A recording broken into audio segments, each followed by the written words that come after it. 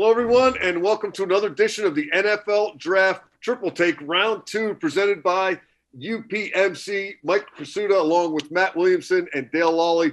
We are taking a second look at the NFL Draft position by position. Our focus today is on the inside linebackers. And, guys, much like the first time I looked at this position, this is one of my favorite positions. I cannot believe how many guys there are. Just a couple of years ago, these things were harder to find than a unicorn, or so it seemed. And now these guys that can play the run and cover in the pass game and stay on the field. Dale, I don't want to say they're in abundance, but there certainly are a lot more of them than there used to be. Yeah, I mean, Mike, you're looking at maybe as many as a dozen of them that could be taken in the first 3 rounds, which is just crazy. And they all fit the profile athletically.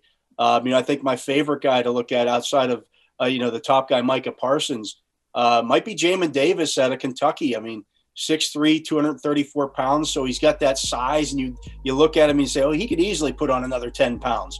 And he reminds me a little bit of Lawrence Timmons with the way that he moves around the field and the explosion. And then you see his 40 time at 4.37, for goodness sakes. And now, again, those are estimates or what we're getting out of the schools, but still 4.37, he that shows up on tape. But a 42-inch vertical at 6'3", 234 pounds. I mean, the guy just gets all over the football field. He's a good blitzer, does a lot of different things. And then you look at, what all the most of the Ohio State linebackers did at their pro day. You look at what the Penn State linebackers did at their pro day. These guys can all run and jump and do everything that you want to do. Yeah, I remember we did the first version of this. We had a hard time narrowing it down to 5. There was 6, 7, 8 guys that I really wanted to highlight at the top of the list. And going back and doing more homework, I came up with 4 Big Ten guys, including the 2 Ohio State guys that you mentioned, Dale. Usually think SEC for speed and all that. And to your point, Mike, I personally usually think Big Ten, but you usually do. But you're seeing it all across the country now. I mean, they're coming from everywhere. This is a really deep athletic class, and they're not all small either. I mean, a lot of them have length and size. It's a good group. Yeah, what really jumped out at me, and I took another look at ZAVEN Collins, because I'm very close to becoming president of the ZAVEN Collins fan club if I'm not already there. And I don't remember if I talked about this the first time we kicked him around or not. He was obviously in everybody's top 5. And let's put it this way: we did not kick him around. Well, yeah. I don't know if we analyzed this aspect of this game, but he did an interview with NFL Network after his pro day, and he talked about, among other things, his ability to be an edge rusher on 3rd down. And then he also mentioned spy the Q.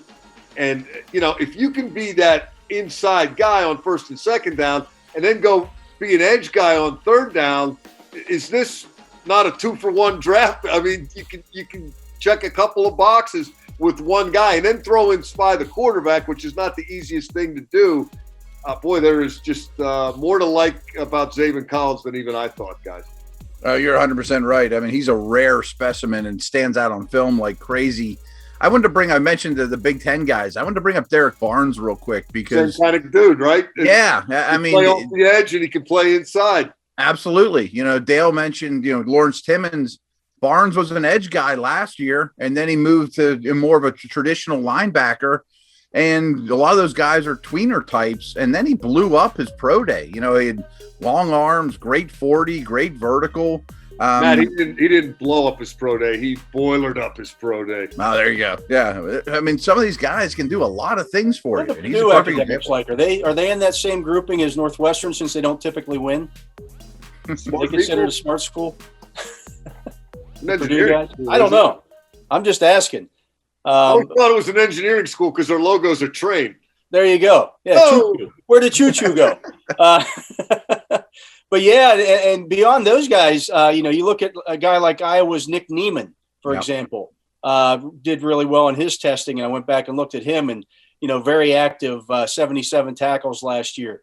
We mentioned the Ohio State guys are kind of in that tweener group, Matt. I think you could line them up outside and they could do some stuff. Baron Browning is 6'3", 245, but ran really well and tested well. And Pete Werner, again, 6'3", 238, tested really well. So, I mean, there's just a lot of guys in this grouping here who aren't just the these little cover linebackers who are in that, 6'2", 225-pound range. These are big dudes that can run. Yeah, Browning was the guy I mentioned too. Again, has that edge, second level versatility at 245 pounds. They blitz him off the edge quite a bit. And there's a difference then, just as a blitzer from the second level, as opposed to lining up against a tackle one-on-one and having an arsenal of pass rush moves. And a lot of these guys can do that. I mean, they're pass rushers more than blitzers. You're running in the low 4.5s. Both those Ohio State guys, Browning and Warner, they bring a lot to the table. Yeah, Matt, doubling back to Derrick Barnes of Purdue, when he was an edge guy in 19, he had 7.5 sacks in 12 games. Yeah. Then when he was an inside linebacker this past season, 54 tackles and an interception. So he didn't do it, in the same game or in the same defensive series. He did one thing one year and 1 year the next. Is that a little much to ask a rookie to play inside and then go to the edge or vice versa during the same defensive sequence? Or if you can do it, you can do it, and don't worry about it.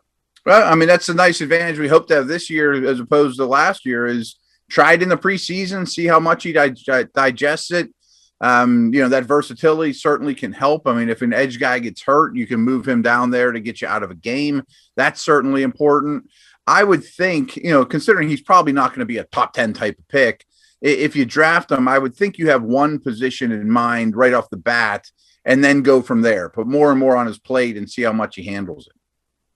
Dale, any final thoughts on the linebackers? No, just to reiterate, I mean, I think it might be the most underreported thing about this draft. I know everybody's talking about the offensive tackles and the corners and the wide receivers. Nobody's talking about how deep this linebacker group is. We're talking about it. We're talking about it, and I get it, because the flashy guys are the edge guys, the pass rushers. And these guys aren't that. But everybody wants these kind of players, and man, it's just riddled with them. Yeah, it's a good group, and it's going to be fun to see where all these guys go and how quickly. That's going to do it for us on linebackers. Before we go, I want to remind everyone that all of these videos are shared on Steelers.com, the Steelers mobile app, and the Steelers official YouTube page. You can catch the audio on the Triple Take podcast and Steelers Nation Radio, and you can subscribe to the Triple Take podcast wherever you download your favorite on-demand audio content. For Dale Lolley and Matt Williamson, I'm Mike Prisuta. This has been the NFL Draft Triple Take Round 2, presented by UPMC.